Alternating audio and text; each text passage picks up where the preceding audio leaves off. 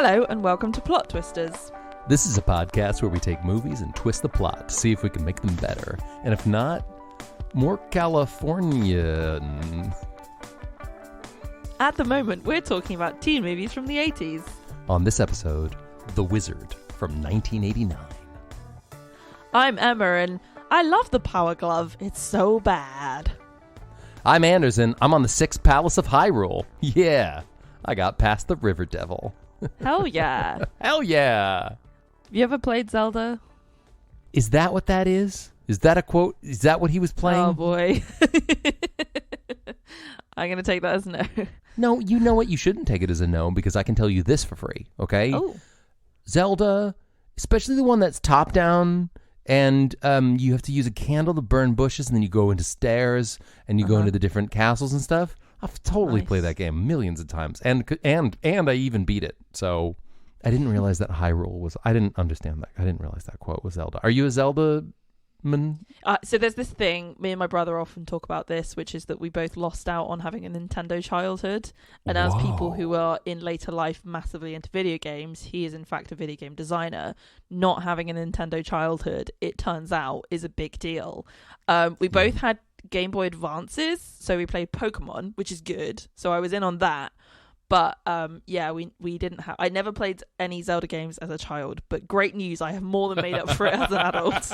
I think I've sunk probably about 200 hours into Breath of the Wild. So hey, so that's fun, and you know that's a bit like I remember when I found out that it was probably 1994 when I found out that the Beatles had broken up decades earlier, and also John Lennon was dead, and I was so disappointed because I realized I'd missed out on a whole thing, you know. Yeah. And that sucked. But also, you know, I did grow up with Nintendo, so but then I stopped playing video games full stop after the Nintendo Entertainment System. So if I could merge my video game history with your provenance, we'd have a perfect thing. Yeah, absolutely. I was the missing link, if you will. Whoa! Oh, wooden sword. Yay. Yeah. So this film, The Wizard, is about video games. So we are going to talk about those a bit. Right. And full disclosure, as we might have just hinted at, I am in fact a gamer girl. Gamer girl. Gamer girl. So I know quite a lot about video games. So yeah, we could talk about that a little bit. But before we get into that sort of whole sort of thing, do you want to give us a quick throwdown? Yeah. Let me just blow on this cartridge for a second and then insert it into my top-loading NES system. Switch the power on, plug in that big old chunky controller, and let me boot up this rundown video game stuff. The Wizard from 1989 is a film about a little boy trying to get to California. That little boy's called Jimmy. And his brother, Corey, played by Fred Flippin' Savage from the Wonder Years, goes after him and tries to find him.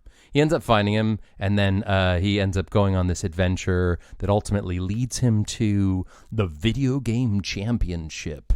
Oh my God, I've just realized that Fred Savage is the grandson in The Princess Bride. Yeah, he's the kid who's sick. Sorry, carry on. I knew him. I was like, okay, sorry. Not another kissing part, right? This is Fred, exactly. So anyway, yes, Fred Savage from The Princess Bride and his brother, they end up at the video game championships. The thing is about Jimmy is he's super good at video games. He's only like 10 or something, but he's super good naturally at Nintendo games. They discover this along the way, and that's kind of why they end up going to this video game championship. They play and they play and they play. I'm going to be honest, I can't remember if he wins or not. Did he win the video game championships? Well, he wins the big one at the end. He wins, the one at the end.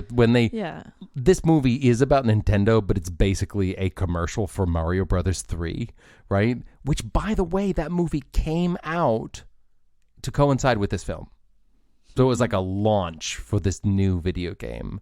He goes, he wins the game, it's all good. Meanwhile, his dad and his brother, his dad played by Beau Bridges and his brother, Christian Slater are in hot pursuit trying to find him. They find him. It's all good. And you find out in the very end, the reason that Jimmy wanted to go to California was not to play the video game championship, but actually because he is suffering from some deep trauma, all surrounding the death of his twin sister, who apparently drowned, and it was very sad. And he's carrying this box of memories with him the whole time, and at the end, they stop at this big dinosaur, like one of those roadside attractions that's for dinosaurs. And you realize that when Jimmy's saying California, he actually means this roadside attraction. They go up, they get inside a big dinosaur. Jimmy leaves the box full of photos and memories, and then they just drive home. So this movie's 99% about video games and Nintendo and how cool Nintendo is, but then right at the end, it's about trauma of loss, and it's very sad. It's very, very, very sad, but it's fine because Christian Slater's there going, "Come on, let's go play Duck Hunt on the video game," and then yeah. You know about Nintendo, but you've never seen the movie The Wizard? No. For real, never seen this movie? Never seen it. I'm wondering if this is one of those movies that I just assume everybody and their mother has seen it, but in reality, very few people have ever seen it. I think that's all movies that you've seen. That's not true. Lots of people watch She's All That, and tons of people have seen American Pie. But maybe this one not so much. I think I generally try and stay away from video game movies because they're usually bad and they usually let me down because I love games so much, and then I get really excited about there being a film and then it's a disappointment. That does seem like it's changing though. Like The Witcher was really good, and there's a Halo series coming out soon which I'm excited for. So yeah, but often they're not good. So that could be why.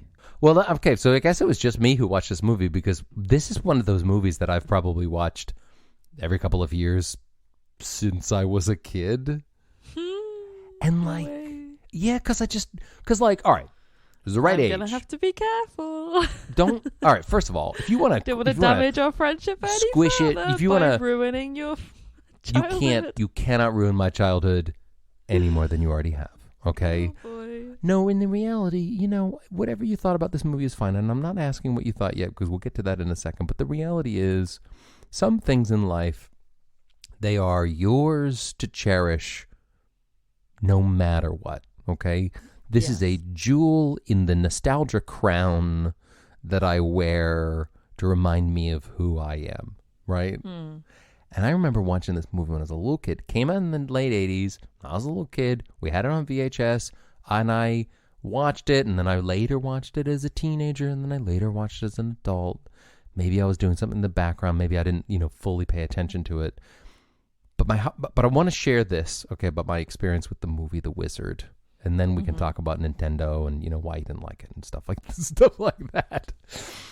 When I was a kid, I completely related to, as I'm sure filmmakers want, Fred Savage in this movie. Okay. Okay.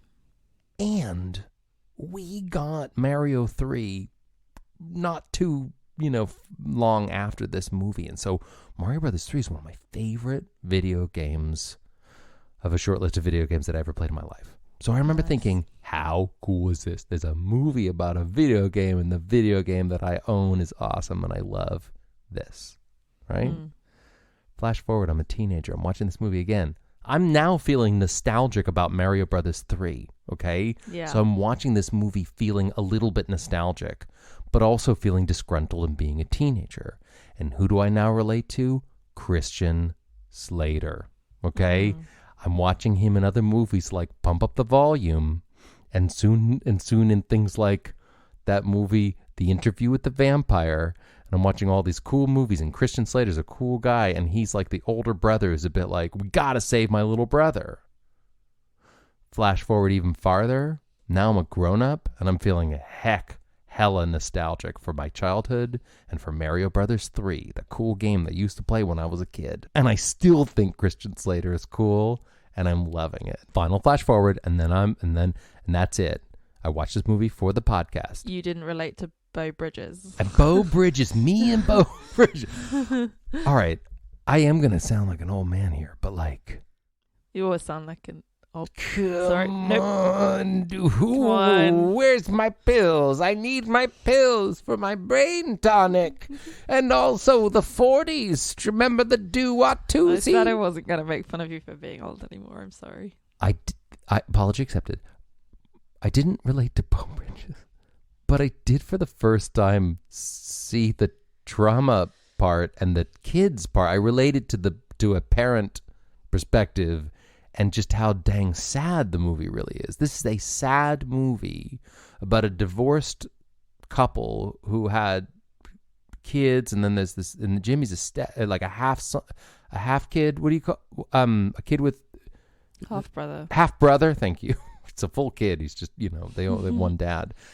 And I just never. It's weird that I've seen this movie so many times and I never clocked the whole the twin sister who died and how sad that was. And I think from a parent perspective, I was watching it. It made me very sad. No, I did not relate to Beau Bridges, but I did see it in a different way.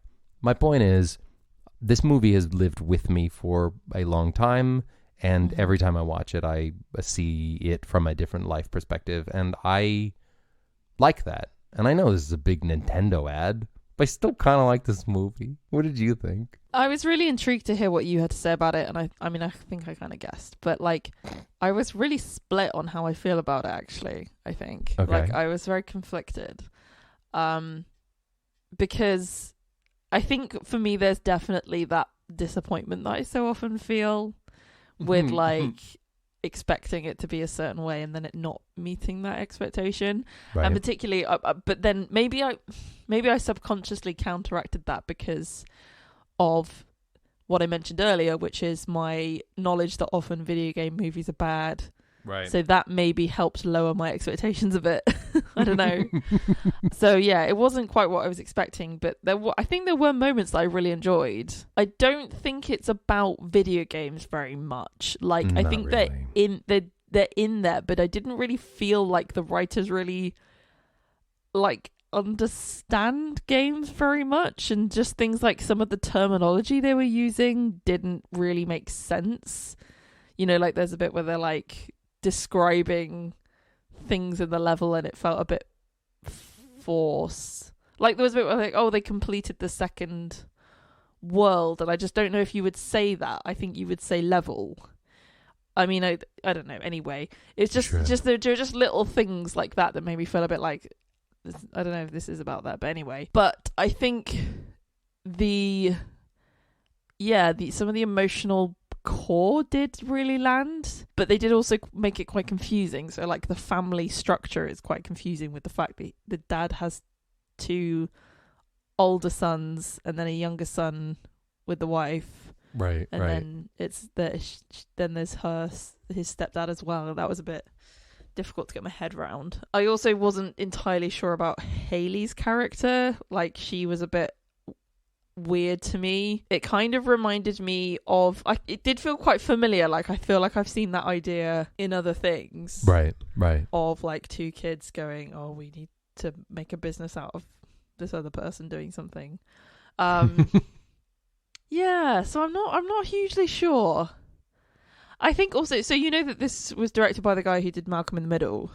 What? You're not the boss of me now, and you're not too big. The dad's going to be on Breaking Bad one day. There's a thing with Malcolm in the Middle, which is a really good portrayal of a young, scampy character in a way that you really relate to them and you understand their struggle. Malcolm in the Middle, I think, is a very, very well done character.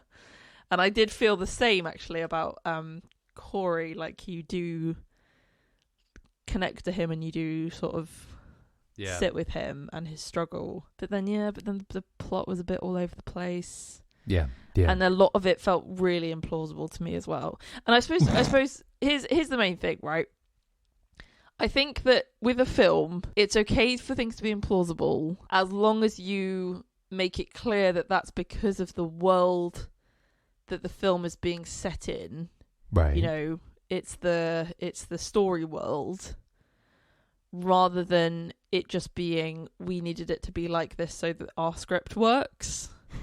Right. So it's you can have ridiculous things happen, But that needs to be, that's because this film takes place in a world in which that sort of thing happens, not, we needed him to go to the contest just because we wanted to show the contest, Right. He has to go to this contest so we Yeah. could talk about the newest Nintendo game. Didn't you like the fact that it was set at a time where video games were so relatively new, where one could say, I played all 76 of them and I can win them all, right? Absolutely. When they meet, what's his name with the Power Glove? Which, by the way, did you know the Power Glove existed? And have you ever seen a Power Glove? And have you ever used a Power Glove? I've never used one. I have seen one though. They are the coolest. We did have one late in our Nintendo days, and it's just mostly was just a weirdly fitting rubber glove with a remote control on the front of it. That's my memory of it. I remember it kind of not really doing a thing, but it was like the beginning of Nintendo. It was the beginning of video games. I don't know. One of the things I really liked was that Christian Slater and his dad, Bo Bridges, they had character names. Nick and Sam, when they're driving around the country, and he just brings the video game with him, and they're just plugging it into TVs wherever they are. And that whole thing of we're in a hotel room, I can't sleep, I'm bored, I'm in a twin bed with my dad. I guess I'll just plug my video game into the old school TV in the hotel. That's kind of cool. I miss that interestingly thing, right? That I think that is definitely what Nintendo were trying to do. Sorry, I'm going to have to be careful about how much I go on about it. Were they trying to tell people that that's a thing that they can do? Well, I think I was actually going to say I think that's what they were trying to replicate with the Nintendo Switch, because with the Nintendo Switch you have a handheld controller. Yes. And that's very evocative of, Game Boys, Game Boy Advances, Game Boy SPs, DSs. But you can put it in a mount and then connect it to your TV. So I think that was such a brilliant design decision, because I think they were trying to sort of latch onto that nostalgic thing there. That's multiple nostalgic things with Game Boys and connecting to TVs. This is a small element of it, but there's this thing of watching a movie that inadvertently shows you that life has gotten a lot more complicated, and access to content and entertainment, right? Quote, or just entertainment, as humans say. Access has become ubiquitous, and I did more on my phone on the bus on my way to work than I probably would have done with a screen in a month when I was the age when I first saw this movie. And I guess it just boiled it down to this wonderful nostalgia, or rather, time has passed and now I'm nostalgic for it, where it's just a kid can just take his Nintendo and plug it into a TV and then spend 20 minutes trying to win, Zelda, and then, oh no, you unplugged it, it's over. Back to reality, move on with your life. And I don't know, you hear about people playing video. I don't, I've said this just now, but I don't know anything about video games, right? Well, you don't know anything. You don't not know anything. Obviously, you clearly know some things. You've already said on the podcast that we're currently recording that you know a few things. No, I know nothing about video games after 1992. Okay? Sure, yeah. Right? A good year, yeah. Very much. When people say to me, oh, yeah, I'm playing this game, I put in about 61 hours into it, and I'm past level 2 or whatever. It's dude, that's so much time.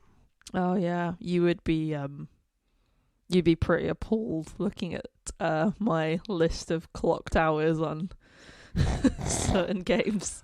And then that's to be clear, that's not me trying to yuck on anyone's yum. Okay, Sure, if video games is the thing that you do that gives you sparks joy in your life, more power to you. I've never devoted that much time to just about anything. And in my mind, a video game, because of my experience in the 90s, you play it and then the minute it's off, that's the end. It's over. Yeah. I might lend you my Switch. Good. And you can play. What buttons do I press? I don't know. You can play some Zelda or something on it. Ooh. On the bus. Yeah, I have two things to say about video games. As I said, this is a huge part of my life. I think for me, I love story worlds. I love existing in another world. I love imagination, and I love being another person, fulfilling another role, whatever, Nice. And I feel like video games really are the ultimate immersion in that sense that like you are inhabiting another space. And like I'm not afraid to admit this, even though I know a lot of people out there will think I'm an incredible nerd. But I've played so many hours of the video game The Elder Scrolls V Skyrim that is actually like my happy place that I think about. If I'm like struggling, I will close my eyes and I will imagine I'm in Skyrim. Genuinely. I hear that. Am I right? Like, because it's such a strong emotional attachment, and it's like it's a very strong sense of immersion that you get whilst playing games. That's what I really, really love.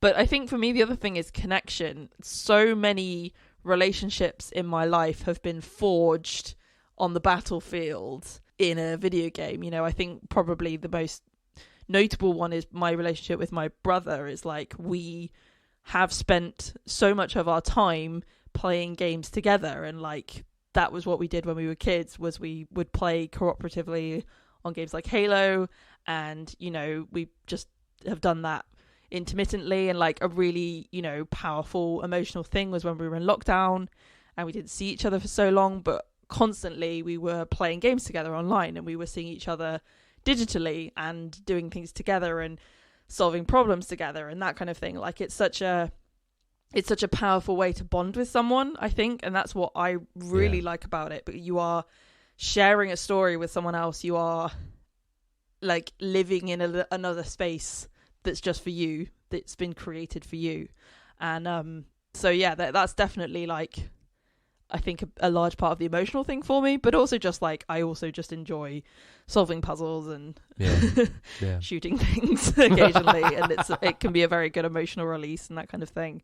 And I think like I said, my experience wasn't massive with Nintendo. Like I played Pokemon, I played Super Mario when I was younger, but it was we had an Xbox, so that was more our thing. I now have everything.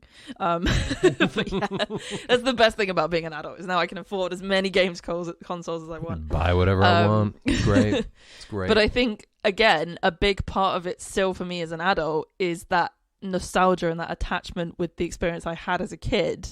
So I like am almost a kid again whenever I play a game, and like if I'm playing a game with my brother, we're kids again, and we are able to access that place, which is so special. And then it's just like, we're just kids playing games again for a bit, and that's so cool.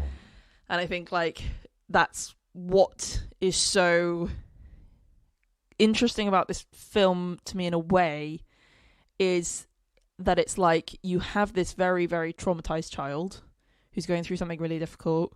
You have his brother as well, who feels extremely empathetic to his experience, and they bond over games in a way.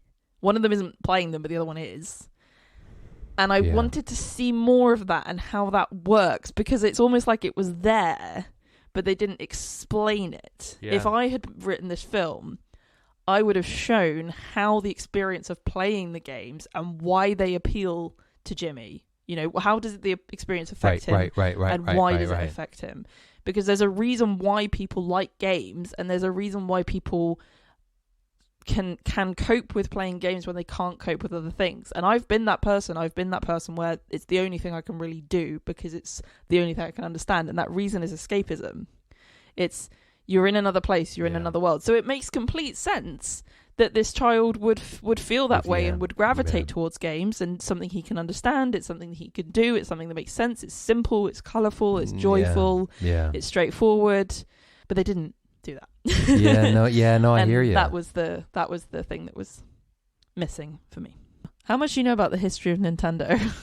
They made playing cards or whatever before they... Exactly. Yeah. So tell me all about it. What was the history? They founded in 1889. Shut up. They didn't even have Mario Brothers back then, did they? I know. 1889. No, they didn't have Mario Brothers. Oh my gosh, Zelda is so old. They didn't even have plumbers. But Thank you. It's good. Ding.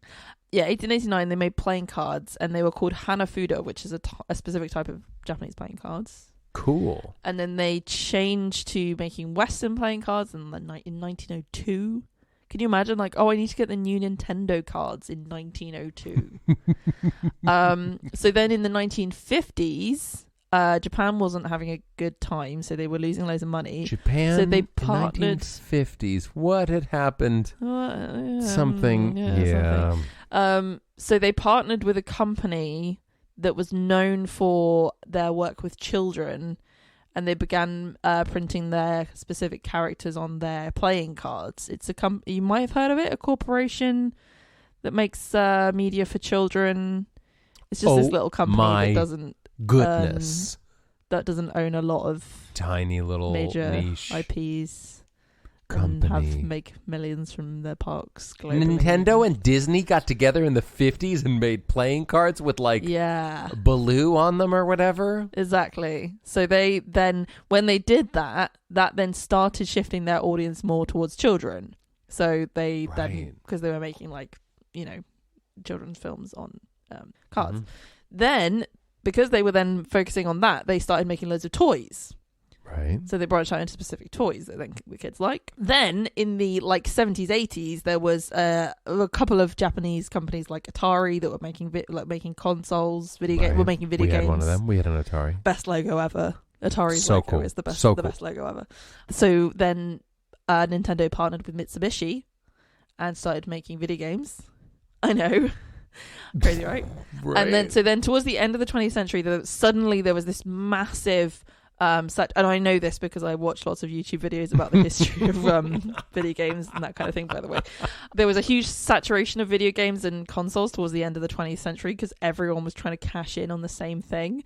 And there was this problem, which was that a lot of them were really, really low quality. So people were just making rubbish games. We actually have a book which is specifically about terrible old games that people made really quickly. Did you ever see that documentary about the E.T. game that was one of the worst games ever, and then they buried and apparently the Nintendo game was so bad and sold so badly and people hated it so much that they buried them all in a dump somewhere, and then these people made this documentary where they went and found them and they dug them all up and then they found them all. Oh my gosh! Because now it has value because of the in the documentary is called E.T. the video game sucked. There's another one which is one of the original Jurassic Park games. The lead character was just an arm and a chest. Yeah. And it's now a bit of, it's like a thing. We had that game. Weird. You had it, and it was just the arm. We had that. We had the Indiana Jones game and a bunch of other crappy games. The health was a little heart tattoo. It's so weird. So yeah, there were loads of games. Some of them were really rubbish. So there was this market crash for video games because people started just associating it with rubbish content. Right. Which, by the way, I think is going to probably start happening with movies sometime soon. But anyway, that's my prediction. Every bubble Next bursts. 5 to 10 years. Every bubble bursts. It's going to be oversaturation, and nobody's going to want to see superhero movies anymore. So then, one of the things Nintendo did was they created their seal of quality. The silver seal, the stamp that are on so many Nintendo games, and they did that because they're still on it now. It's like a silver sticker sometimes. They did that because they basically started making console exclusives, so which is why so many Nintendo games you can only play on Nintendo. So like Mario, you can't play Mario on a PlayStation, can you? Can you? You can't. No, is that for real? So Nintendo started saying we will only make games which you can only play on a Nintendo console. That makes sense, right? It does in a way, doesn't it? And other consoles like Xbox and PlayStation are doing that a lot more now, particularly PlayStation. But that actually, at the moment, is quite an unpopular decision because whilst it means that you can control the quality and you can control the specs of the games because it that you'll have a console that the customer can play it on that will have enough power to do it. It does mean that, so let's say I want to play Uncharted, but I have an Xbox. I'm then probably not going to play Uncharted because I don't have a PlayStation, unless I want to buy both and I'm rich. But if you're buying a console for your kid, you're probably only going to buy them one, right? And then if there's a game that that's a console exclusive for another thing. That's wild. You know? When we were kids, Yeah. we had a Nintendo, and we bought Nintendo games. I don't think those Nintendo games but that's could be played on other I think consoles. That Could was they? certainly how things were at the time. But now, because it's the same as like, oh, have you seen this? Oh, have you watched Stranger Things? Right. Oh no, I don't have Netflix. I don't have Netflix. Right. Do you know what I think? I think people need to stop moaning about it. Right? Hey guys, you bought a Nintendo, so you play Nintendo games. Oh, I can't play it on my. Who you are now. You know why? People are spoiled these days. They want it all. Every single person in this world is Veruca Salt, right? Yeah. I want the world. I want the whole world, and I want it now. Okay. When I was a kid, you could have 8% of the world, and you had to wait a significant amount of time, and you were happy. Do you know why? Because things were simpler then. Things are too It's a different time. Things are too complicated now. You have too many options, and no, I can't play my Nintendo game. And you have to sign in forever. You want to play a game, you have to sign into some stupid network, and you also have to wait 10 hours for updates, and it's the worst. I hate the future. I hate the future as well. Here's the final thing about Nintendo. So you might be familiar with a specific purple lunchbox shaped console that came out in 2001. I'll be honest. What are you talking about? The Wii or something? No, that wasn't purple. That was later. Sony Dreamcast. It was a specific shape. Xbox. Xbox? No, it's the GameCube. The GameCube. I've heard of the GameCube. I've only heard of it. I literally didn't even know that. So the GameCube came out in 2001. It was specifically designed to look like a lunchbox so that people could carry it around and take it to their friend's house, which I love. It had like a little handle. Yeah, so cute. I love that. And it's people my age, I guarantee you, if anyone who is my age is listening to this, if I ask them right now, what are your memories like of the GameCube? They would go, oh, I love the GameCube. GoldenEye. Oh my God, best thing ever. Ooh, right? Okay. People have such a strong nostalgic memory of a GameCube, but it was a complete commercial failure. Really? And put the company in serious jeopardy. And one of the reasons for that is because at the time, in like the late 90s, early 2000s, I mean, what was so hot, right then? The Spice Girls. It was teen stuff, right? Sorry, did I just make a joke that was not wrong? Yeah, kind of. Yeah, I'll tell you what I want. What I really want. Zigga zigga. I wanna. All those teen movies that came out in 99, right? Like teenagers were the thing. Yeah, and so were. loads of video games were being marketed to teenagers. So you had things like Grand Theft Auto, which was obviously very racy and had loads of like drugs and guns and sex and violence in it. Right. And so that was all the rage. But there were loads of parents who were getting really concerned about this and who wanted to find games for their kids to play and were struggling to do it. And when they launched the GameCube, they basically had a bit of a marketing failure, which was they advertised the GameCube to teens and young adults.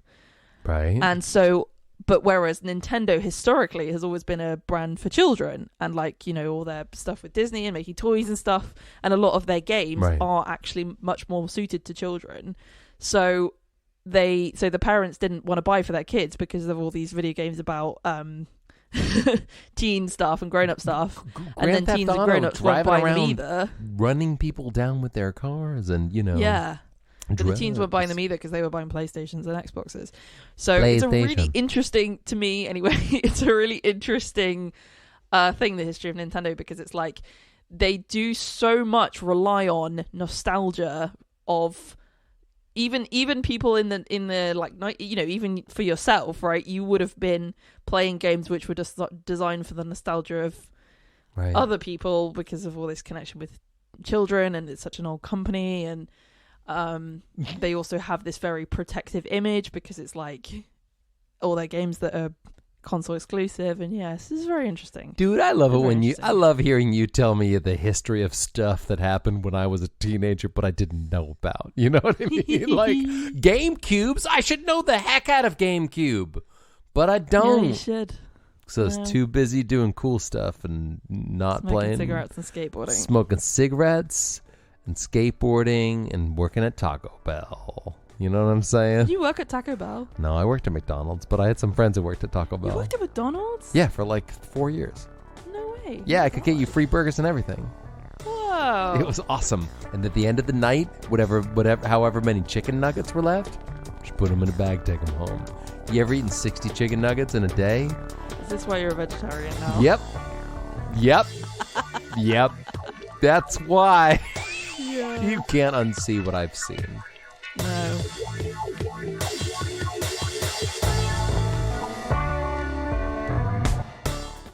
It's me, Mario. And also, it's me, Anders, from the podcast that you're listening to.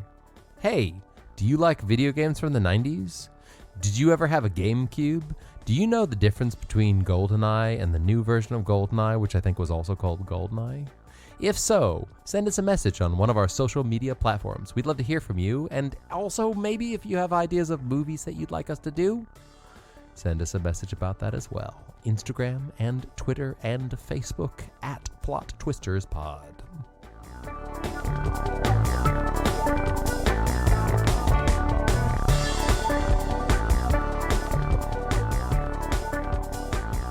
So I think this could maybe be one of the ones that we do actually like. Just adjust adjust it, make it better. Adjust the screws on, just oil up the spokes a little. Yep. Much like many of the videos that keep being fed to me on Instagram about taking apart old video games, cleaning them, right? Ooh. Resoldering the bits and then putting them back together and then they work again. Do you know what I mean? Nice. Do you ever see those videos? Do you ever see those videos? I get a lot of slime-based content. I don't know what specific data point I fed to the algorithm, but at some point I think I maybe watched a slime video a few times and now it's like, you love slime, right? You love slime. So much. As in, just playing with it and it's gloopy, or the kind of, you know that thing where it's like, I have this slimy stuff and I'm cleaning the consoles of cars? A lot of what I get is people making it. So like, there's loads of, this is, we'll get to the twist, but there's loads of people who have like, small businesses making slime, which obviously I support because support small businesses. But there's like they get it's like a mix, like industrial mixes, right? And then they put in some goop and they put in some sparkles, and then sometimes they put in like small, I don't know where they get them from, but like small like figures and stuff. So I saw one where they were making yellow slime, and then she had some tiny Pikachus. What? And she put the tiny Pikachus in, and then they put it in a box. And then they send it to you, and you take it out, and you can smush it and crunch it, and it has tiny Pikachus in it, and fantastic, it's really cute. Fantastic. Ooh, so hashtag so satisfying, right? The slime marketing industry is very successful right now. If that's what they're doing, I assume it must be.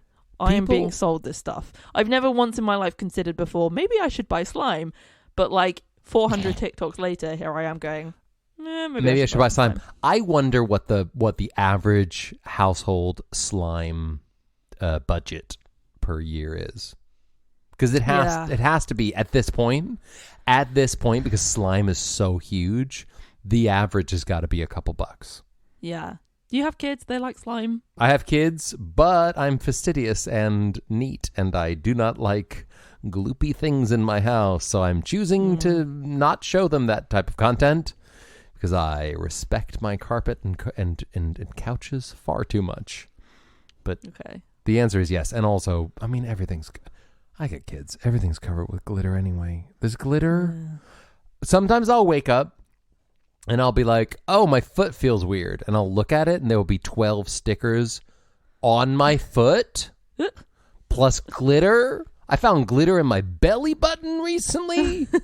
And I'm not. Me too, and I don't have kids. Sorry. And I'm living a very different life than you. I'm not fabulous or having good, like, glitter in my belly button. Y'all, we have seen through the looking glass, and we're on... Name of your next album. It's just me moaning and being sad, and I bet it'll be a #1 success.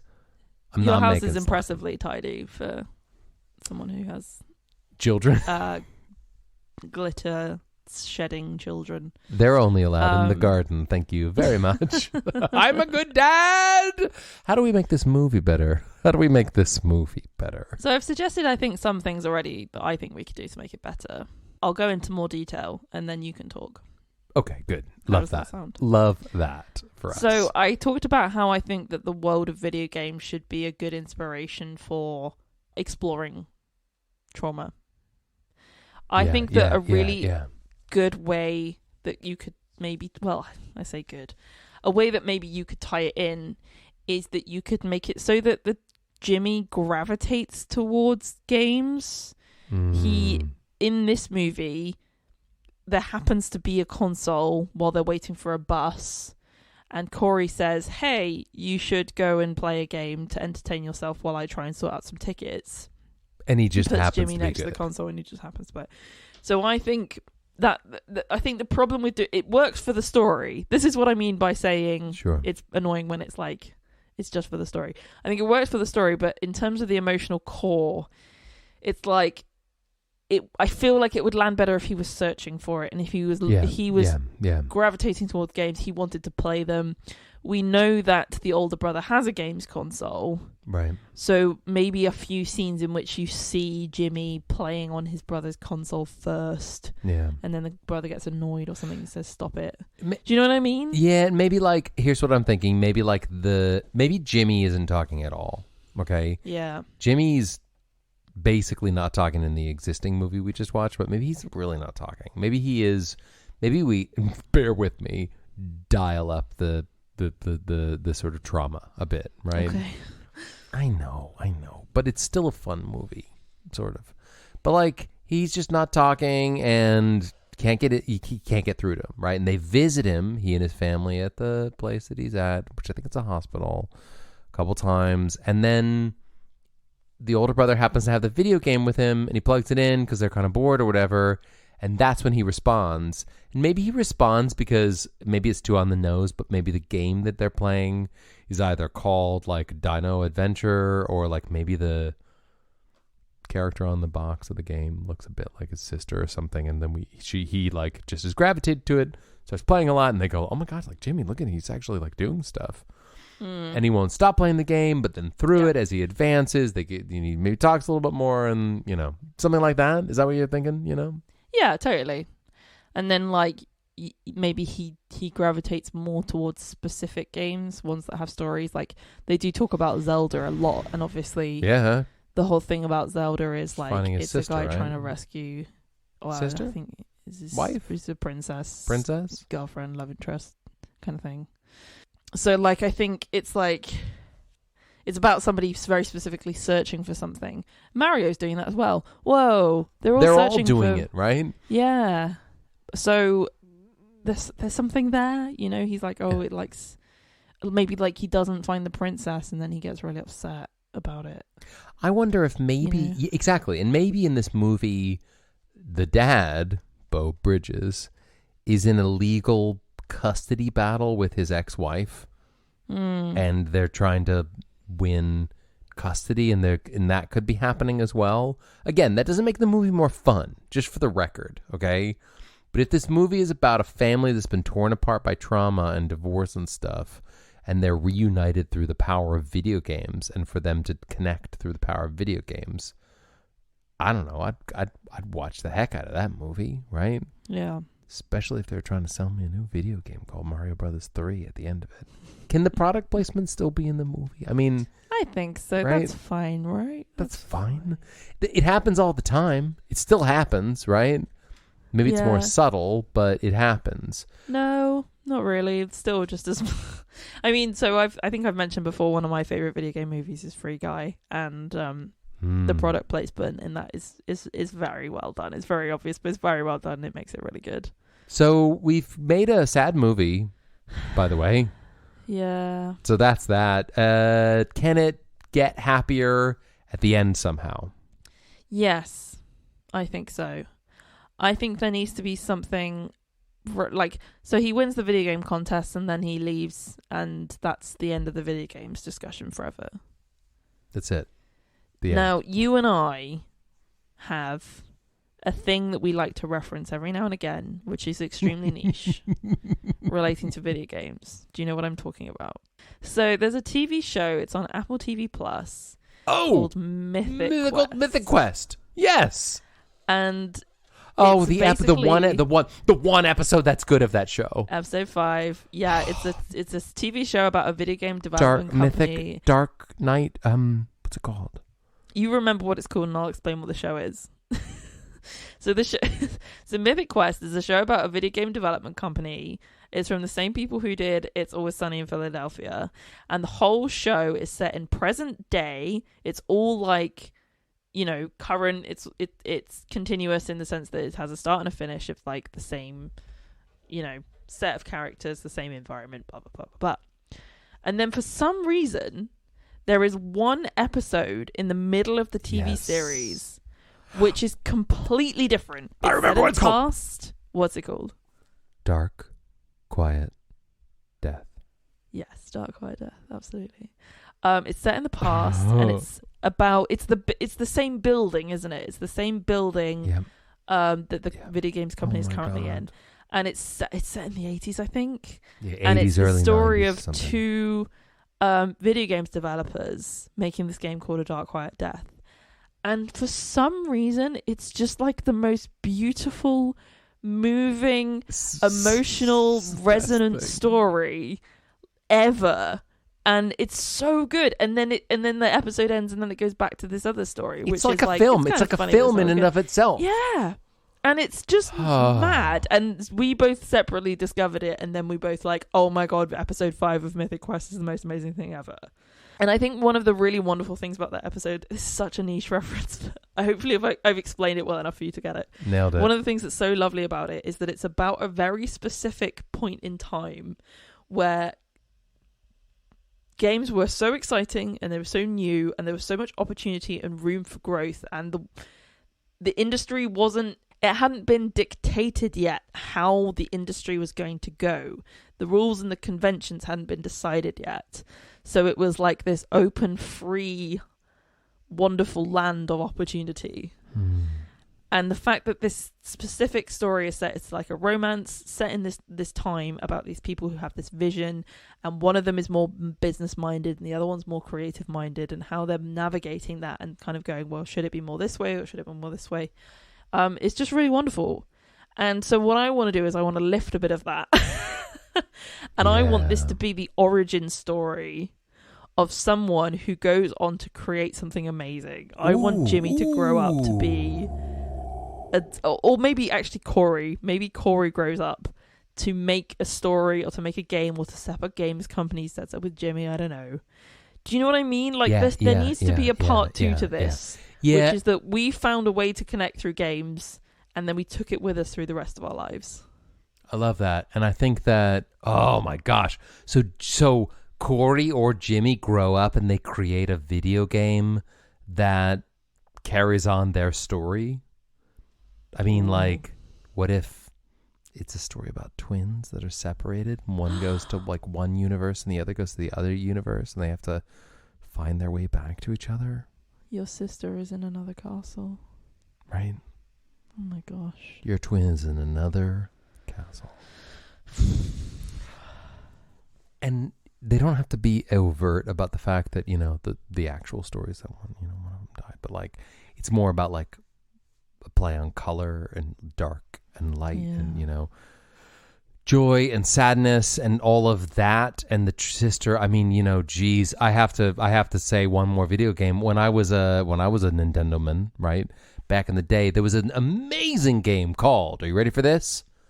I'm ready. Super Pitfall. You ever play Super Pitfall? No. It was a sequel to the video game Pitfall from Atari. But it was Super Pitfall for the Nintendo Entertainment System. And it's a side-scrolling, like, it looks like Mario Brothers, but it's not, because the guy's not a plumber or whatever. And guess who he's looking for?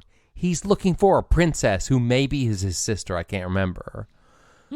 But you go around, it's all this different stuff, and it's very tough, and it's all these different levels, one big map, and then you get transported to the other side of the map that is the afterlife, right? And you find your sister there in the afterlife, and you bring her back to, like, life. I'm now wondering if the video game Super Pitfall is, in fact, the sequel or the rework of the game, of the movie, The Wizard, that we're talking about, i.e., Jimmy saves his sister. There is a game which kind of does that. It's called Limbo, which is incredible. Been Anyone out there in wants to- limbo. So there we go. It's a story about a boy who's good at games, uses games to cope with his sister's death. His brother helps him win a contest, and then they go on to make a game. Great. And they become millionaires. Bling, bling, bling, bling, bling, bling, bling, bling, bling, bling, bling, bling, bling, bling. Hey, everybody. Jimmy here from that game you love. Hanging in my crib. What? Yeah, I made this video game about my dead sister. Guess what? There's my big gold-plated pool. Bling, bling, bling, bling, bling, bling, bling. Right? Just hitting it up, getting on my private jet, going out to France. You know why? Because I'm a billionaire. Buy my game. Peace out. He makes his fortune from in-app purchases. Yeah. Mobile game. Jimmy turns out to be the It's like worst. Farmville, yeah. Ugh, that guy. Yuck. You know? Okay, well, cool. Let's rate the movie. So, All right, let's Anders, do it. on a scale of 1 to 5 Twinkies, how many Twinkies do you give the film The Wizard? This is not deserving, okay? So take that before you take my rating. But I'm gonna give The Wizard 4 Twinkies. Okay. I like it. It's so good. In Mario Brothers 3. And all the other stuff. But, less of the sad, more of the glad. Going to the California, playing the video games. I liked it. I like this movie. 4 Twinkies. Good. What do you Nice. think? Well, this film for me is a kind of a 2.5 because that's the in the middle score. However, I think I am going to give it 3 because I think it just gets extra because it was about a thing I really like and I enjoyed that. Great. And great, and it great, did great. on the scale of did it meet my expectations? My expectations were really, really low. So Right, it somewhat slightly exceeded them. So therefore it gets that extra. So yes, 3 Twinkies for me. Nice. Set the bar low enough and everything exceeds your expectations. Exactly, Fantastic. as I say, and to quote the new Spider-Man movie, if you expect to get disappointed, then you won't get disappointed. Also, do you spit those webs right out of your wrists? What? No, I have to have the thing. I have to make them in a lab. I'm gonna make. Oh gosh, sounds like a lot of work. No, I should make them. finding that. It was a great movie. So Anyway. so good. It was so good. Y'all, It was so y'all, good. have you not seen the new Spider-Man movie? It's so good. Yeah. Spoiler alert. No, I'm not going to spoil it, but you should see it already. I mean, I have 2 little kids and I've seen it. Can you imagine if we just spoiled it right at the end of the podcast and people were so invested in listening to the whole thing and then we randomly just spoiled like a brand new movie after 70 however many episodes of only talking about the 90s All and the 80s. All right, you ready for this? I'm going to spoil it right now. Spoiler alert. This movie is about this guy who gets bit by a spider. Thank you for listening to And this then episode of Plot Twisters. Now he's a spider and he's Spider-Man. Leave us a review on Apple Podcasts. He can shoot webs out of his arms. We'll see you next time. And then all the bad guys are like, I'm going to crush you, Spider-Man. And then they do, but they don't. Bye.